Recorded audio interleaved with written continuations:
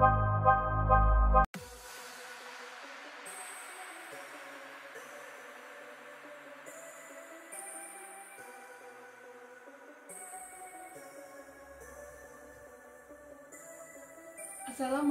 warahmatullahi wabarakatuh.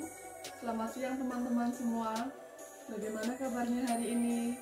Semoga kalian diberi kesehatan dan jangan lupa tetap patuhi protokol kesehatan.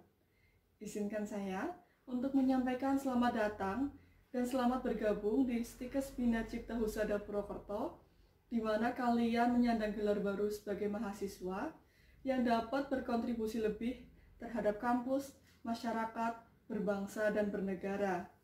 Izinkan saya untuk memperkenalkan diri saya. Nama saya Kristalinda Diaswari, bisa dipanggil dengan Dinda. Alamat rumah ada di Jalan Gerilya Barat, RT 2 RW 2, Tanjung Purwokerto Selatan. Pendidikan terakhir saya adalah Magister Ilmu Hukum Universitas Negeri Jenderal Sudirman Purwokerto. Di sini saya akan menyampaikan materi mengenai wawasan kebangsaan. Nah, kalian tahu nggak nih apa arti penting wawasan kebangsaan? Jika kalian kurang paham, saya akan menjelaskan mengenai arti penting wawasan kebangsaan itu sendiri ya. Ya, teman-teman di sini sadar apa enggak sih? Akhir-akhir ini banyak terjadi pembahasan mengenai wawasan kebangsaan itu sendiri. Karena pada dasarnya terjadi keprihatinan mengenai wawasan kebangsaan itu sendiri, terutama di kalangan cendekiawan dan tokoh masyarakat.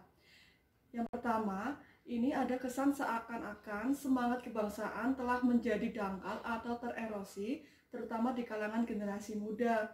Hal ini seringkali disebut bahwa sifat materialistik mengubah idealisme yang merupakan jati diri bangsa. Yang kedua, adanya kekhawatiran ancaman disintegritas kebangsaan dengan melihat gejala yang terjadi di berbagai negara, terutama di bekas Uni Soviet dan juga di negara-negara lainnya seperti Afrika, di mana paham kebangsaan ini merosot menjadi paham kesukuan dan atau keagamaan. Yang ketiga, ada keprihatinan tentang adanya upaya untuk melarutkan pandangan hidup bangsa ke dalam pola pikir yang asing untuk bangsa ini sendiri. Dengan demikian, maka kita perlu nih benar-benar memperhatikan mengenai arti penting wawasan kebangsaan itu sendiri. Wawasan kebangsaan merupakan pemahaman masyarakat mengenai jati diri bangsa dalam mendayagunakan segala potensi negeri untuk mencapai cita-cita dan kepentingan nasional. Dalam kehidupan modern seperti sekarang ini, arus globalisasi dapat membantu perkembangan sebuah negara. Namun, dapat juga berdampak negatif nih teman-teman, jika masyarakat itu sendiri tidak memiliki wawasan kebangsaan. Maka perlu disadari bahwa rendahnya wawasan kebangsaan itu sendiri berdampak pada tergerusnya rasa nasionalisme dan krisis jati diri bangsa. Sejatinya, wawasan kebangsaan dapat menumbuhkan rasa cinta tanah air pemuda Indonesia dalam menghadapi arus globalisasi. Nah, melihat begitu pentingnya wawasan kebangsaan, maka sebelum kita bedah mengenai konsep dan arti penting wawasan kebangsaan itu sendiri, saya ingin mengajak teman-teman untuk menggali kembali sejarah dari wawasan kebangsaan itu sendiri.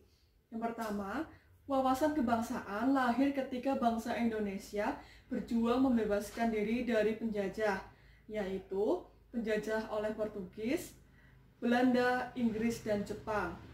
Perjuangan bangsa Indonesia yang waktu itu masih bersifat lokal ternyata tidak membawakan hasil nih teman-teman, karena belum adanya persatuan dan kesatuan dari bangsa itu sendiri. Sedangkan di sisi lain, kaum kolonial terus menggunakan politik adu domba. Dan dalam perkembangan berikutnya muncul kesadaran mengenai perlu adanya perjuangan bersama, yaitu perjuangan yang bersifat nasional, perjuangan yang berlandaskan persatuan dan kesatuan dari seluruh bangsa Indonesia. Hal tersebut ditandai dengan lahirnya pergerakan Budi Utomo pada tanggal 20 Mei 1908 yang merupakan tonggak awal dari sejarah perjuangan bangsa yang bersifat nasional itu, yang kemudian disusul dengan lahirnya gerakan-gerakan kebangsaan di bidang politik, ekonomi perdagangan, pendidikan, kesenian, pers, dan kewanitaan. Tekad perjuangan itu lebih tegas dengan Sumpah Pemuda tanggal 28 Oktober tahun 1928 dengan ikrar satu nusa satu bangsa dan menjunjung tinggi bahasa persatuan bahasa Indonesia. Wawasan kebangsaan tersebut kemudian mencapai satu tonggak sejarah, bersatu padu memproklamasikan kemerdekaan pada tanggal 17 Agustus 1945. Dalam perjalanan sejarah itu, telah timbul pada gagasan, sikap, dan tekad yang bersumber dari nilai-nilai budaya bangsa, serta disemangati oleh cita-cita moral rakyat yang luhur, dan sikap dan tekad itu adalah penjawatahan dari satu wawasan kebangsaan. Setiap orang tentu memiliki rasa kebangsaan dan memiliki wawasan kebangsaan itu sendiri, dalam perasaan maupun dalam pikiran, paling tidak di dalam hati nuraninya. Dalam realitas, rasa kebangsaan itu seperti sesuatu yang dapat dirasakan tetapi sulit untuk dipahami.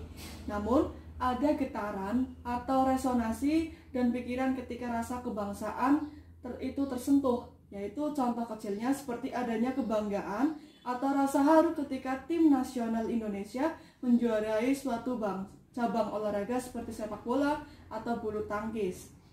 Rasa kebangsaan adalah kesadaran berbangsa, yaitu rasa yang lahir secara alami karena adanya kebersamaan sosial yang tumbuh dari kebudayaan, sejarah, aspirasi perjuangan masa lampau, serta kebersamaan dalam menghadapi tantangan sejarah masa kini. Dinamisasi rasa kebangsaan ini dalam mencapai cita-cita bangsa dan negara selalu berkembang menjadi wawasan yang kebangsaan. Ya, ini pikiran-pikiran yang bersifat nasional, di mana suatu bangsa memiliki cita-cita, kehidupan, dan tujuan nasional yang jelas. Berdasarkan rasa paham kebangsaan itu, timbul semangat kebangsaan atau semangat patriotisme. Wawasan kebangsaan mengandung pula tuntutan suatu bangsa untuk mewujudkan jati diri, serta mengembangkan perilaku sebagai bangsa yang meyakini nilai-nilai budayanya, yang lahir dan tumbuh sebagai penjelmaan kepribadiannya. Corak kebangsaan bukan corak yang kaufinis, atau menganggap bangsa lain itu lebih rendah, melainkan mencintai bangsa Indonesia dengan tetap menghargai bangsa lain. Dalam kerangka NKRI, wawasan kebangsaan adalah cara kita sebagai bangsa Indonesia di dalam memandang diri dan lingkup dalam mencapai tujuan nasional yang mencakup perwujudan kepulauan Nusantara sebagai kesatuan politik, sosial, budaya, ekonomi, dan pertahanan keamanan, dengan berpedoman pada falsafah Pancasila dan Undang-Undang 1945, atau dengan kata lain, bagaimana kita memahami wawasan Nusantara sebagai satu kesatuan Poleks Sosbud dan Hankam. Nah, tadi disinggung nih bahwa wawasan kebangsaan adalah cara kita dalam memandang diri dan lingkungan dalam mewujudkan tujuan nasional. Selain itu, juga disinggung bahwa wawasan kebangsaan merupakan tuntutan suatu bangsa untuk mewujudkan jati diri. Maka, untuk lebih memahami bagaimana cara pandang diri dan lingkungan dalam mewujudkan tujuan, serta mewujudkan jati diri, maka kita perlu memahami 4 konsensus dasar berbangsa dan bernegara di Indonesia. Di antaranya, 1. Pancasila, yang kedua Undang-Undang Dasar 1945, yang ketiga Bhinneka Tunggal Ika, keempat Negara Kesatuan Republik Indonesia. Keempat hal tersebut adalah kesepakatan besar para founder father dalam merumuskan Indonesia yang merdeka, adil, dan berdaulat. Salah satunya agar Indonesia tidak menjadi seperti yang ditakutkan Insinyur Soekarno, yaitu menjadi bangsa kuli dan kuli di antara bangsa-bangsa. Atau mungkin yang lebih buruk lagi dari kekhawatiran Insinyur Soekarno, agar tidak menjadi bangsa pengemis dan pengemis di antara bangsa-bangsa. Pancasila secara sistematis disampaikan pertama kali oleh Insinyur Soekarno pada tanggal 1 Juni 1945, yaitu pada sidang PPUPKI. Oleh Bung Karno dinyatakan bahwa Pancasila merupakan filosofis suatu fundamental filsafat pikiran yang sedalam-dalamnya merupakan landasan atau dasar bagi negara yang merdeka yang akan didirikan. Takdir kemajemukan bangsa Indonesia dan kesamaan pengalaman sebagai bangsa tersejarah menjadi unsur utama yang lain mengapa Pancasila itu dijadikan sebagai landasan bersama bagi fondasi dan cita-cita didirikannya suatu bangsa. Kemajemukan dalam kesamaan rasa dan pengalaman sebagai anak jajahan ini menemukan titik temunya dalam Pancasila, menggantikan keberagaman keinginan subjektif beberapa kelompok bangsa Indonesia yang menghendaki dasar negara berdasarkan paham agama maupun ideologi dan semangat kedaerahan tertentu. Keinginan-keinginan kelompok tersebut mendapat titik temunya pada Pancasila, yang kemudian disepakati sebagai kesepakatan bersama sebagai titik pertemuan keberagaman komponen yang ada di dalam masyarakat Indonesia. Begitu pentingnya dan dalamnya makna Pancasila yang dapat menyatu berbagai harapan, berbagai keinginan, serta berbagai keyakinan dalam pembentukan negara Indonesia, setidaknya dapat menunjukkan bahwa tiada alasan untuk tidak menggali, mempelajari, serta memahami nilai-nilai yang terkandung di dalam sila-sila Pancasila. Hal ini tidak sedikit ilmuwan dari negara lain tertarik untuk mendalami dan mempelajari Pancasila, karena mereka sudah menyadari betapa besarnya pengaruh Pancasila sebagai dasar dalam menyatukan berbagai suku, agama, sebagai dasar untuk menyatukan ras dan golongan yang ada di Indonesia sehingga bisa hidup berdampingan dan minim konflik. Dengan demikian, semoga kita juga tidak hanya mengingat Pancasila sebagai ketika ada upacara saja. Semoga kita dapat lebih memahami secara mendalam nilai-nilai dan makna dari Pancasila itu sendiri dan menerapkannya dalam kehidupan sehari-hari dan menjadikannya sebagai pegangan dalam berperilaku. Sejarah kemerdekaan Indonesia yang dapat terlepas dari penjajahan asing membuktikan bahwa sejak semula salah satu gagasan dasar dalam membangun soko guru negara Indonesia adalah konstitusionalisme dan paham negara hukum. Di dalam negara-negara yang mendasarkan dirinya atas demokrasi konstitusionalisme, undang-undang dasar ini memiliki fungsi yang khas, yaitu membatasi kekuasaan pemerintah sedemikian rupa, sehingga penyelenggaraan kekuasaan tidak bersifat sewenang-wenang. Dengan demikian, diharapkan hak-hak warga negara itu terlindungi. Gagasan ini dinamakan konstitusionalisme. Kebijakan hukum di Indonesia menjelaskan istilah negara hukum sudah sangat populer. Pada umumnya, istilah tersebut dianggap merupakan terjemahan yang tepat dari dua istilah, yaitu Rechtsstaat dan the rule of law. Istilah Rechtsstaat yang dilawankan dengan Machtsstaat memang muncul di dalam penjelasan Undang-Undang 1945, yaitu sebagai kunci pokok pertama dari sistem pemerintahan negara yang berbunyi, Indonesia ialah negara yang berdasarkan atas hukum atau Rechtsstaat dan bukan berdasarkan atas kekuasaan belaka atau Machtsstaat. Kalau kita lihat di dalam Undang-Undang 1945 bab 1 tentang bentuk dan kedaulatan pasal 1 hasil amandemen yang ketiga, yaitu pada tahun 2001, yang berbunyi negara Indonesia adalah negara hukum. Dari sudut hukum, Undang-Undang 1945 merupakan tataran pertama dan utama dari penjabaran 5 norma dari negara Pancasila beserta norma-norma dasar lainnya yang termuat dalam pembukaan Undang-Undang Dasar 1945 yang menjadi norma hukum yang memberi kerangka dasar hukum NKRI pada umumnya, atau kekhususan sistem penyelenggaraan negara yang mencakup aspek kelembagaan, aspek ketatalaksanaan, dan aspek sumber daya manusianya. Para pendiri bangsa atau the founding father sepakat memilih bentuk negara kesatuan karena bentuk negara kesatuan itu dipandang paling cocok bagi bangsa Indonesia yang memiliki berbagai keanekaragaman. Untuk mewujudkan paham negara integralistik atau persatuan, yaitu negara hendak mengatasi segala paham individu atau golongan dan negara mengutamakan kepentingan umum. NKRI adalah negara yang dibentuk berdasarkan semangat kebangsaan atau nasionalisme oleh bangsa Indonesia itu sendiri, memajukan melaksanakan ketertiban dunia berdasarkan kemerdekaan, perdamaian abadi, dan keadilan sosial. Secara umum, terjadinya NKRI didasari atas pertimbangan-pertimbangan sebagai berikut. Yang pertama, bahwa terjadi NKRI merupakan suatu proses yang tidak sekedar dimulai dari proklamasi. Yang kedua, proklamasi mengantarkan bangsa Indonesia sampai ke pintu gerbang kemerdekaan Indonesia.